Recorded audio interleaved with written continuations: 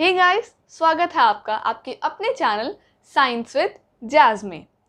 आज का video class 9th के chapter number 1 matter in our surroundings का सेकेंड एपिसोड है एंड आई होप आपने एपिसोड 1 देखा ही होगा। अगर आपने नहीं देखा है तो मैं उसका लिंक डिस्क्रिप्शन में दे चुकी हूँ, आप वहाँ पर जाके देख सकते हैं सो दैट आप ये टॉपिक्स आसानी से समझ सकें। सो आप मेरे राइट साइड पर देख सकते हैं कि कुछ टॉपिक्स लिखे हैं जो कि हम इस वीडियो में डिस्कस करने वाले हैं। सो फर्स्ट है effect of change of temperature, which means जिसका मतलब है कि मैटर की स्टेट पर टेम्परेचर के चेंज होने से क्या इफेक्ट पड़ता है, क्या फ़र्क पड़ता है। सेकेंड है effect of change of pressure, यानी मैटर पर प्रेशर के बढ़ने या घटने से क्या फ़र्क पड़ता है। Let's see the first topic which is effect of change of temperature. Effect of change of temperature में हमने दो पार्ट्स पढ़ने हैं जो कि हैं फ्यूजन और वेपोराइजेशन। सो इनको हम वन बाय वन करते हैं। तो पहले करेंगे हम फ्यूजन। फ्यूजन का मतलब, फ्यूजन का सिंपल और इजी मतलब क्या है, सॉलिड का लिक्विड में कन्वर्ट हो जाना with the increase in temperature. Temperature के इंक्रीज करने पे सॉलिड का लिक्विड में कन्वर्ट हो जाना इज सिंपली फ्यूजन। और फ्यूजन को हम जनरल लैंग्वेज में मेल्टिंग भी बोलते हैं। क्या बोलते हैं? मेल्टिंग भी बोलते हैं।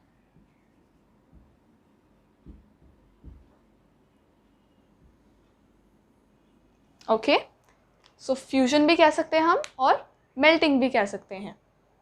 सपोज ये एक सॉलिड है और ये मैंने इनके एटम्स बनाए हैं।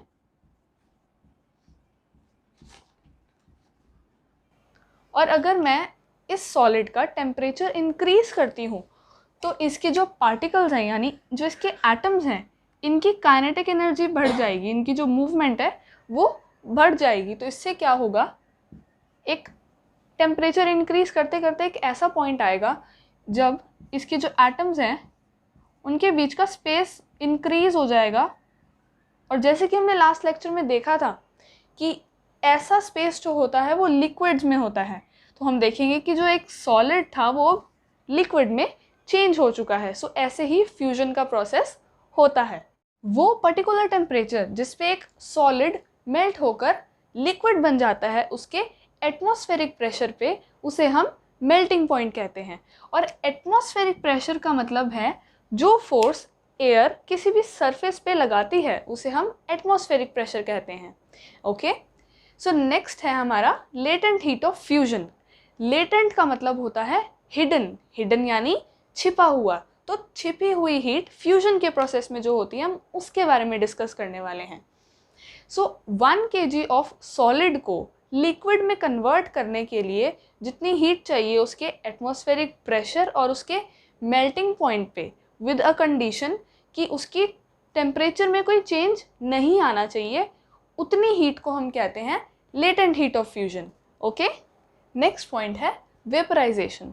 और वेपराइजेशन को हम बॉइलिंग भी कहते हैं। सो बॉइलिंग से आप, बॉइलिंग वर्ड से आप अंदाज़ा लगा सकते हो कि वेपराइजेशन क्या होता है। जब हम लिक्विड्स को एक सर्टेन हीट एनर्जी प्रोवाइड करते हैं तो उसके जो पार्टिकल्स होते हैं वो तेज़ मूव करने लग जाते हैं, और उससे क्या होता है कि उनके पार्टिकल्स को इतनी एनर्जी मिल जाती है कि वो अपनी जो फोर्सेस ऑफ अट्रैक्शन है उन्हें ब्रेक करके दूसरी स्टेट में कन्वर्ट हो जाते हैं जो कि है गैसियस स्टेट में। तो लिक्विड्स कुछ हीट एनर्जी से गैसियस स्टेट में कन्वर्ट हो जाते हैं। This is vaporisation. इसे ही हम वेपराइजेशन या फिर बॉइलिंग कहते हैं। और बॉइलिंग जो है वो एक बल्क फिनोमेना है। बल्क फिनोमेना का मतलब, अगर ये एक कंटेनर है जिसमें आपने पानी डाला है तो इसके जो सारे वाटर मॉलिक्यूल्स हैं सभी बॉयल करना शुरू होंगे, इनमें से बबल्स फॉर्म होना शुरू होंगे और पूरा का पूरा जितना भी अमाउंट ऑफ वाटर इसमें प्रेजेंट है वो बॉयल होना शुरू हो जाएगा। यानी सिर्फ सरफेस के मॉलिक्यूल्स बॉयल नहीं होंगे, सारे बल्क के मॉलिक्यूल्स बॉयल होना शुरू हो जाएंगे। सो boiling is a bulk phenomena, यह बात आपको ध्यान रखनी है। सो बॉइलिंग पॉइंट क्या होता है? एक ऐसा टेम्परेचर जिस पे लिक्विड स्टार्ट हो जाता है बॉयल होना उसके एटमॉस्फेरिक प्रेशर पे। तो जैसे कि आपको पता होगा कि boiling point of water 100 degree Celsius होता है। तो इस स्टेटमेंट का मतलब क्या है कि 100 डिग्री सेल्सियस एक ऐसा टेम्परेचर है जिस पे वाटर जो है वो बॉयल होना शुरू हो जाता है, वो गैसियस फॉर्म में चेंज होना शुरू हो जाता है। लेटेंट यानी छिपी हुई, लेटेंट हीट ऑफ वेपराइजेशन यानी छिपी हुई heat in the process of vaporisation. So कुछ अमाउंट के लिक्विड को हमने वेपर स्टेट में चेंज करने के लिए उसके बॉइलिंग पॉइंट पर जितनी हीट चाहिए बिना उसके टेम्परेचर में चेंज लाए, उसे हम कहते हैं लेटेंट हीट ऑफ वेपराइजेशन। सो आज का हमारा लास्ट टॉपिक है इफेक्ट ऑफ प्रेशर या फिर चेंज ऑफ प्रेशर, यानी प्रेशर के चेंज करने से मैटर पे क्या इफेक्ट पड़ता है।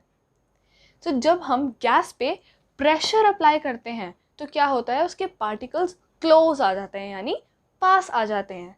सपोज मैं अगर गैसेस के लिए ये पार्टिकल्स बनाती हूँ जिसके पार्टिकल्स में बहुत स्पेस था पहले, लेकिन जैसे ही हमने उस पर प्रेशर अप्लाई किया, जैसे ही इस पर प्रेशर अप्लाई किया तो इससे क्या होगा, ये जो पार्टिकल्स हैं वो क्लोज आ जाएंगे, यानी इनमें जो स्पेस है वो अब कम हो जाएगा।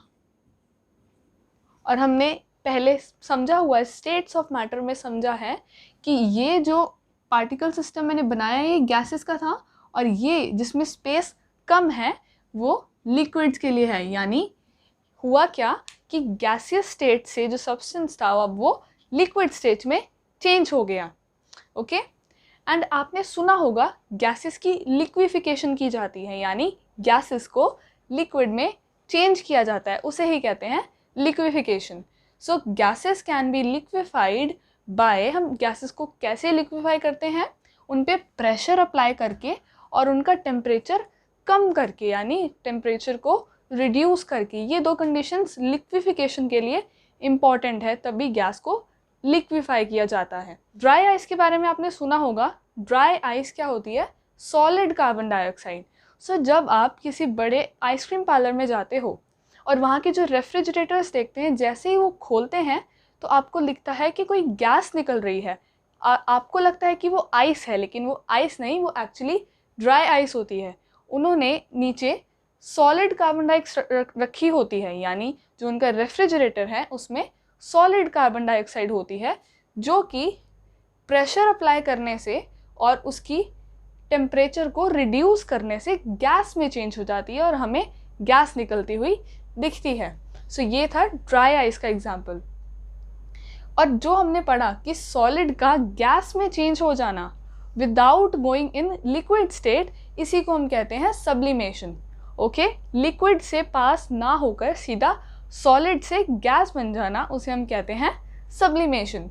और सब्लिमेशन के कुछ एग्जांपल्स क्या हैं, ड्राई आइस जो कि हमने अभी पढ़ा, जिससे हमने सब्लिमेशन के बारे में पता चला। और सेकेंड एग्जाम्पल है नैप्थलीन बॉल्स। नैप्थलीन बॉल्स यानी जो फिनाइल की गोलियां होती हैं, हम उन्हें अपने कपड़ों में रखते हैं ताकि कपड़ों में कीड़ा ना लगे। और हम फिनाइल की गोलियां रखने के बाद कुछ टाइम बाद देखते हैं कि वो वहाँ पे नहीं होती हैं, यानी वो गायब हो चुकी होती हैं। नहीं, वो गायब नहीं होती हैं क्योंकि वो सॉलिड थी, सॉलिड से वो गैसियस स्टेट में चेंज होकर वेपर्स बन गई और सब्लिमेशन के प्रोसेस के थ्रू वो लिक्विड स्टेट में गई ही नहीं, सीधा सॉलिड से गैसियस स्टेट में चेंज हो गई।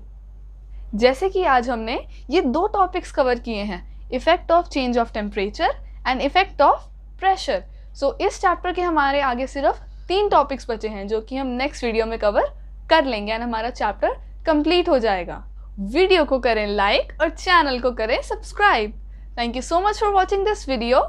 I'll see you guys in my upcoming video. Don't stop until you are proud of yourself.